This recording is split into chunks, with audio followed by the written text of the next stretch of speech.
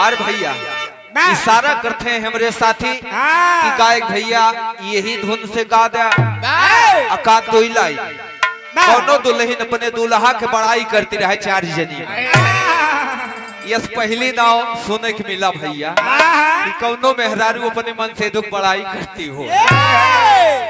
बड़ाई कैसे करत बा कैसे बताई दे। आर्य मछरी खियावेला हो मछरी खियावेला दुल्हन अच्छा जनी पड़ोसन रहे गांव के रहे हाल चाल के दौरान बतावे लाग कहला कि हमार मन से दू हमका खूब प्यार दुलार करा कहीं फुरे बतावत यह दुल्हन कहीं सुना हम बतावत है व्याख्या करके बतावत है कहीं बतावा कहे मछरी खियावेला हो मछरी खियावेला एका काशीनाथ अनपढ़ जी वाराणसी स्टेशन से गावा करत रहे और बड़ा लहा के गाँव में कैसे भैया आर्य मछरी खियावेला हो मछरी खियावेला पिया नीर मोही हमके मछरी खियावेला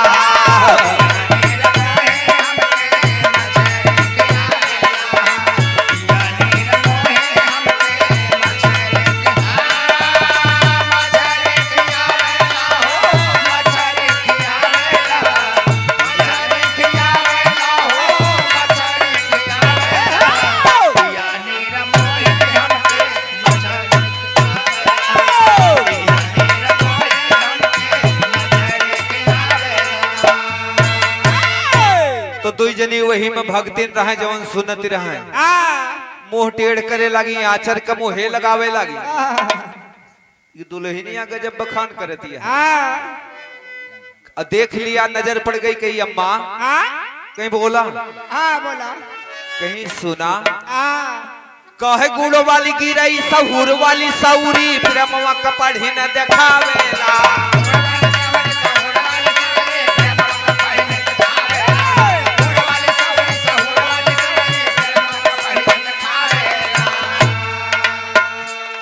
जब ऐसे बतावे लाग तब जवन चार छह जनी रहे तब अचरा मुहे पर सितारे लागी काहे दुल्हन के बतिया के बड़े ध्यान से सुनती रहे।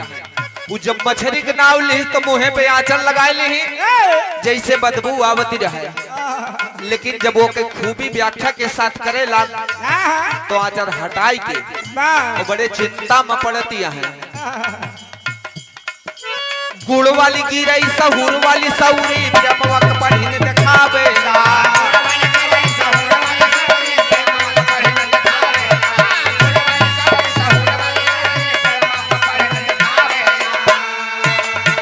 और ये चलहवा दिखा के जिभ से और ये चलहवा दिखा के जिभ से पनिया गिरावेला पिया नीर मोहिया हमके मछरी खियावेला हो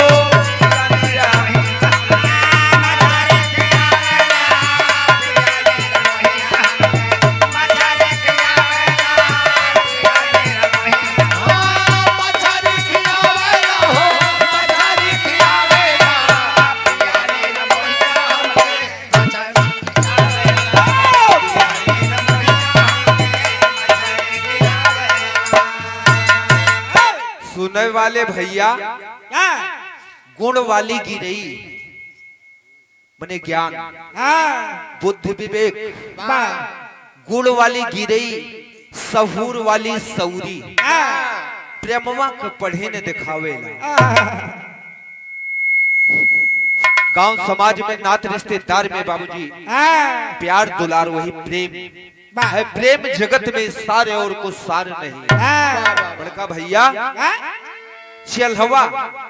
चेल्हवा एक मछली होते दद्दा वद्दा जानत हुई है पहले राहत रहे दिखात रहे बाबूजी ताले तले ये में राहत रहे लेकिन हो सकत है बनाए दिखाते। हाँ देखा चचा जी बतावत है सही बोलत है। चेल्हवा दिखा के जिभ से पनिया गिरावेला वाह पिया निर्मोहिया हमके मछली मछली खियावे वाह सबके समझ आ गए। वह दुल्हन के गोड़ धरे लगी अय्या वैया जैसे रहे माई वाई रहे गोड़ धरे लगे नहीं अम्मा नरक हो जाए हम हाँ गोड़ नहीं धरे के चाहिए। वाह लेकिन हाँ अरे राम की भजनिया हो राम की भजनिया ईश्वरी एक है बाबूजी केवल माने वाला अलग अलग तरीका है। हाँ कबीर दास कहे के चला गए कि नदिया एक घाट बहुतेरा कहे कबीर मनई के फेरा। ये तो धर्म है मानव धर्म है औरत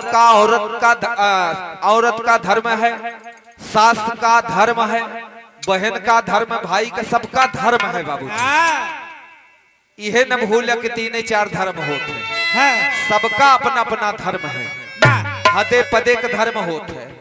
लेकिन ये मानव एक समान सबसे सबका प्रेम भाव हो के चाहिए। ये तो प्रथा व्यवस्था बनाई गई बा सिस्टम केवल बनाया गया है और चाहिए सिस्टम तरीका से अगर करे चाहत 150 ग्राम हो जाए तो कोनो ओमा गुनाह ना भैया। अरे राम की भजनिया हो राम की भजनिया अरे जबले जिया तबले सिया राम की भजनिया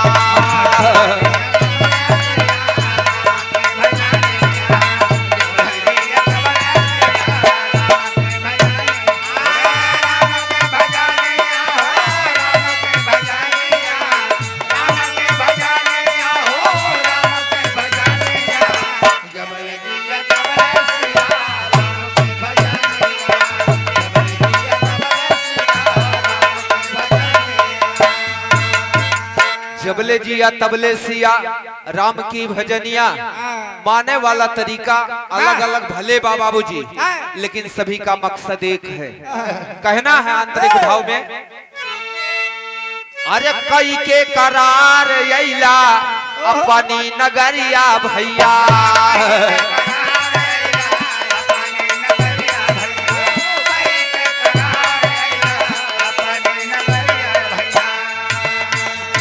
माई के उदर मां 9 महीना 9 दिन बाबूजी एकदम चारों तरफ से बंद रहा और वह तोहार जीव उबियाई के भगवान से याचना करते हैं प्रभु यह नरक से हमका बहिरे कैदा और बहिरे जाकर के तोहार स्मरण करब भजन करब कहना है।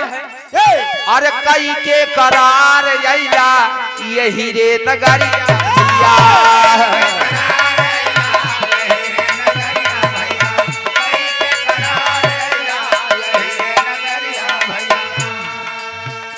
हाँ वादा भुला गैला आई के नगरिया ये भैया हाँ वादा भुला गैला कहे काया नरिया ये भैया अरे भूलला उमारिया तू पौला बचा पानिया जब माई के पेट से बाहर हो गया सारा वादा सारा सब कुछ भुलाई गया इस माया के जाल में फंस गया बड़का भैया कहना है। अरे भूलला उमारिया तू पौला बचा पानिया जबले जिया तबले सिया राम की भजनिया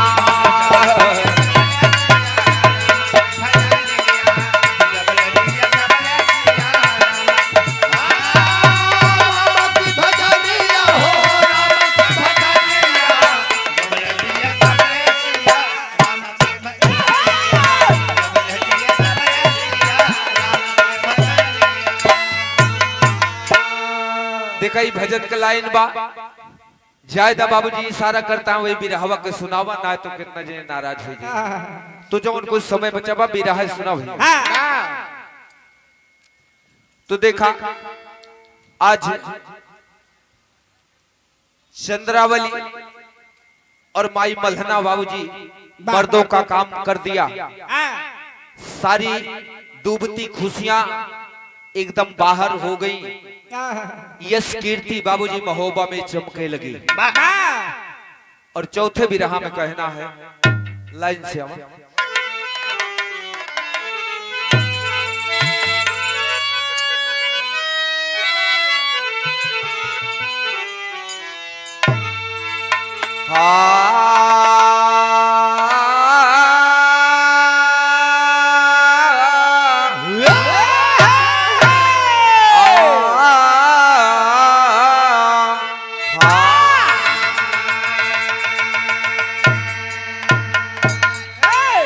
चंद्रावली यौवन के माई रणमा विजय ध्वजा फहराई।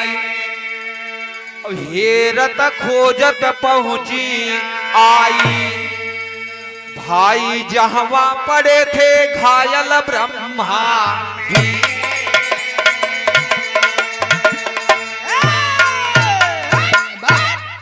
ब्रह्मानंद पड़े थे घायल पहुंच गई तत्काल हो। ब्रह्मानंद पड़े थे घायल पहुंच गई तत्काल हो।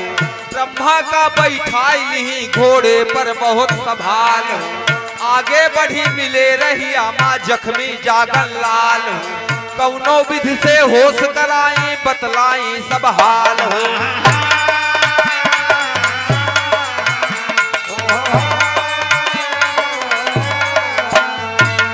चारूवरिया आग लगाए बाबा हिल चंडाल हो।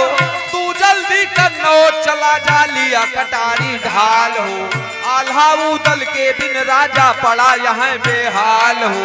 बतिया सुन के चले तुरंत चले जोग के ताल हो।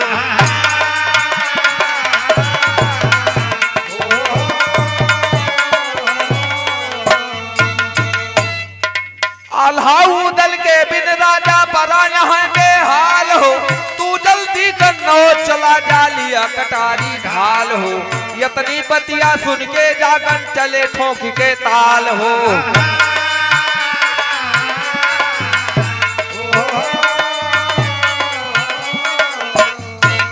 घोड़ा घोड़ा लेहे साथ मा जाते चला निहाल हो। चलते चलते आए थकावत दहिया भई निढाल हो। पहुंच गए कोड़हर नगरी माँ चले तूफानी चाल हो। वही बगीचा मासू ताते डेरा देते डाल हो।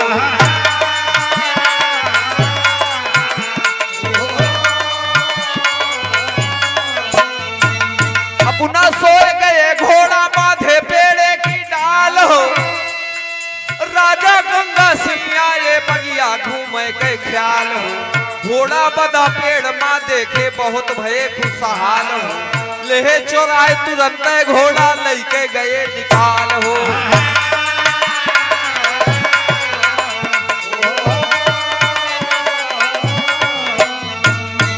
लेहे चोराए तुरंत घोड़ा लेके गए निकाल हो। साथे माँ घोड़ा ले भागे 1.25 लाख का माल हो। बहुत देर पे जागन जागे उठ बैठे तत्काल हो।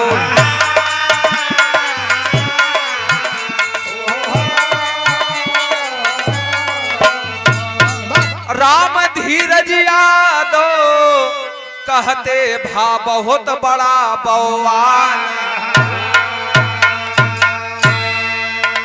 ये भैया देखा जागन अपन अस्त्र शस्त्र लेके कन्नौज जाते रहे। और आधी रास्ता में जब पहुंचे तो राज्य कुड़हर का है, जौने के राजा गंगा सिंह राजा रहे। और नहीं गंगा सिंह के बागीचा में जागन सुहताए लागे। घोड़ा के पेड़े के डारी बांधी रहे और थका माना रहे बेचारे गमछा बिछाई के सोई गए। वही समय में घूमे बदे गंगा सिंह अपन बगीचा आए बाटे। और जब देखा तहाँ घोड़ा दूरिये से बाबूजी तो बहुत जल्दी बहुत कम समय में घोड़ा के पास पहुंचे। और उसकी सुंदरता और चाल ढाल बाबूजी देख करके समझ करके घोड़ा के छोड़ ले हैं। और देखा तहाँ मुसाफिर लेटा है, लेकिन चुप्पे में लेके अपने राजमहल की बात चला गया। समय के बाद जागन जब देखा तहाँ तो घोड़ा गायब है। घोड़ा पता नहीं है इधर उधर खोजे लागे, देखे लागे, पता ना लागत है हाँ क्या हुआ। हाँ? बिरहा के माध्यम से आपसे कहना है। वाह वाह बड़ा पुरान धुन बा। हमारे गुरुजी पुरान बिरहा लिखे हैं हाँ अवधि तर्ज में बाबूजी। वाह तो पुरान बिरहा हम पुराने धुन होवे के चाहिए, लेकिन हाई नौके गवैये हाँ नवा नवा कवि बाबूजी का लिखाता है बताई दे एक लाइन। यह लिखाता है कि चले लू भजकत भोरे के बेला खललू कामन के।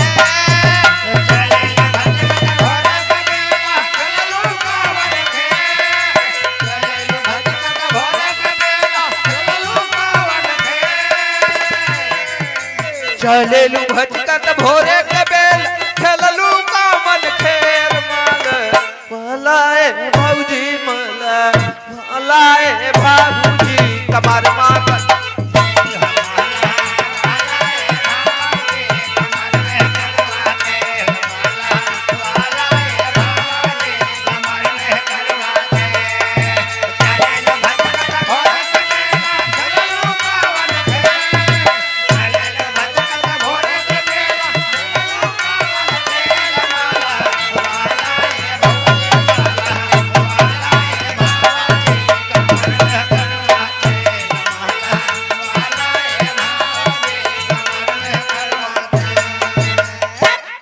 ये तो भोजपुरी दुनिया वाले बाबूजी एकदम से हाहाकार मचाए दे हैं।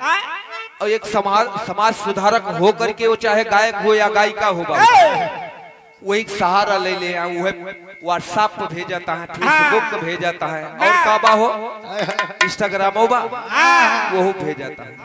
उनके नातो रिश्तेदार सुनाता है, हमरे बिटिया, हमरे बहनी, हमरे भैया, हमरे काका, बड़ा बढ़िया इज्जत सम्मान कमाते हैं।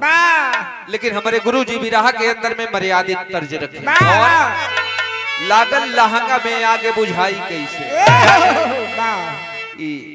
हमारे दादा वादा जी सुने हैं, समय कम बा बताओ बना, लेकिन जागन घबराई गया है, बड़े चिंता पड़ गया है। का कहें कहना है,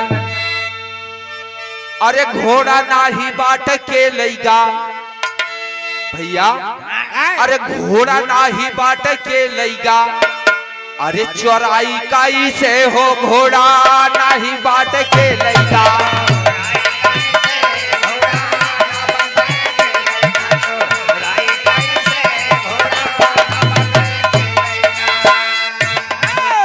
अरे अब हम कन्नौज नगरिया बबुआ जाई कैसे। अरे अब हम अरे कन्नौज नगरिया भैया जाई कैसे, घोड़ा नाही बाट के लईगा चोराई कैसे।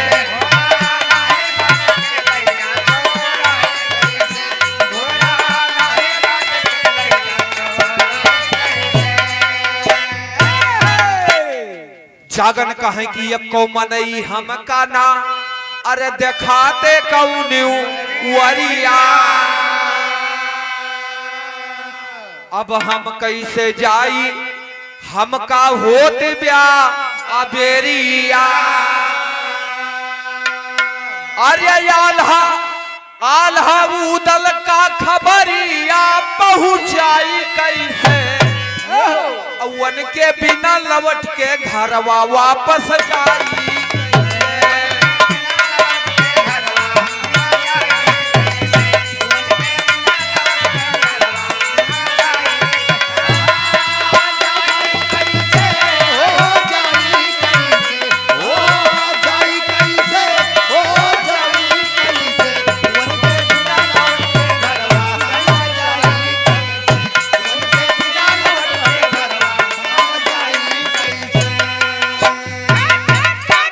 अगर हम आल्हा उदल के बिना साथ लेके महोबा जाई थे तो हमारे कुल में कलंक लग जाएगा।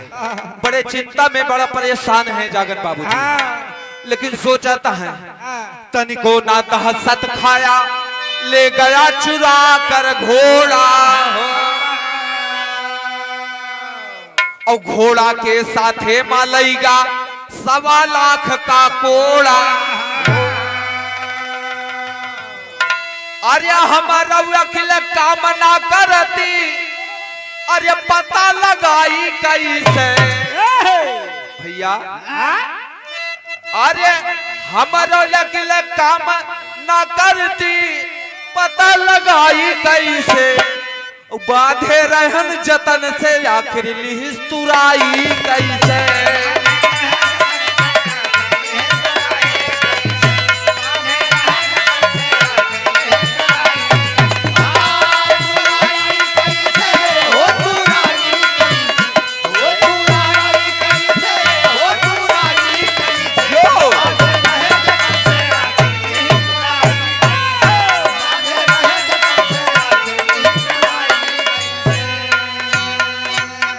कहे कितना इंतजाम के साथ घोड़ा के बांध दे रहे। अब पता नहीं सरवा कैसे छुड़ाए ली कि चुराए ली, कहाँ चल गए कोई पता ना लागत बा। ए भैया पतवा ना ही लागे, जागन हेर चारवरिया, लेकिन कहाँ दिखात ना बा, पता ना लागत बा। और पहुँचे बन घट ऊपर बतिया करती दुई गुजरिया हो। कहाँ बहिनी आज सुबह के हलिया हम बतलाई कैसे। और राजा अगर चोर हो जाए राज चलाई कैसे।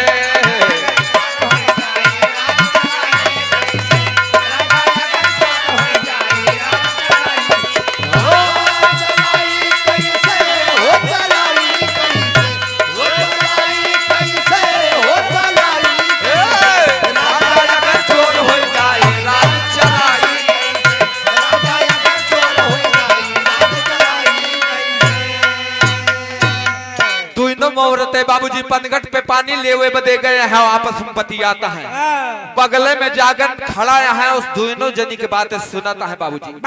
तब तक दूसरी औरत बोल पड़ी, का है राजा गंगा सिंह के बहिनी, अरे सुनो आज कर तू तो हो। और घोड़ा ले चौराए बागमा, सोई गवायक दूत हो। भैया घोड़ा ले चौराए बागमा, अरे सोई गवायक, अरे चोरी के है बतावा राजा भला चल पाई कैसे। कहते राम धीरज पर जाके करे भलाई कैसे।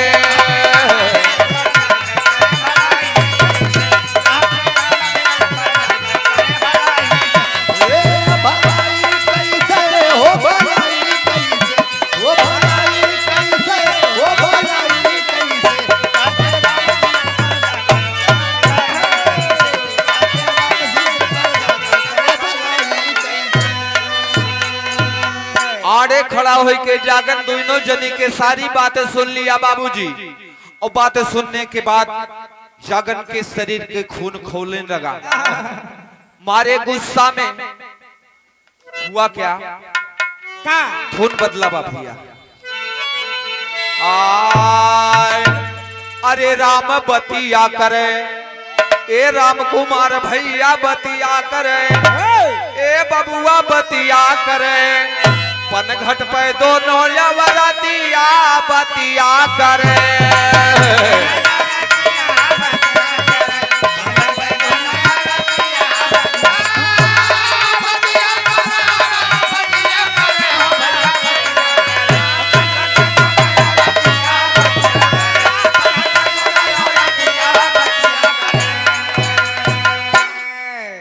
ज्यादा देर किया ना पहुंचा भैया। दोनों जने की बात जागन सारी बात सुन लिया। और सुनने के बाद करत का बा यह करता है। दोनों पर निहारिन के बतिया जब जागन सुन पाता।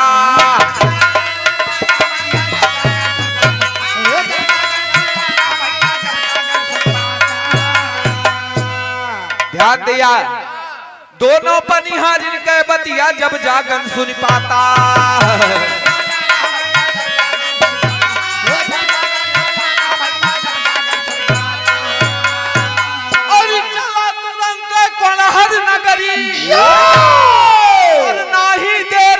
लगाता जाता वीर फुलाए छातिया बतिया करे।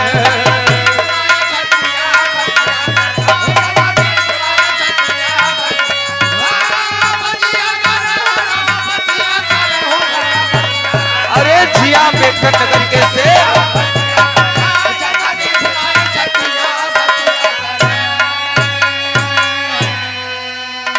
तीनों पनिहारिन के बतिया जब जागन सुन पाता चला तुरंत कुलहर नगरी ना ही देर लगाता जाता वीर फुलाई छतिया बतिया करे।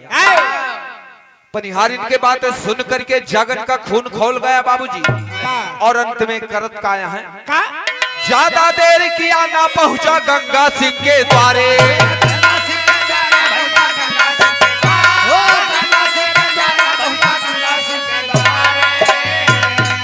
अरे कहे कि चाह भला तो घोड़ा अरे कोड़ा दिया हमारे सारे आई तोरी मऊतिया बतिया करे।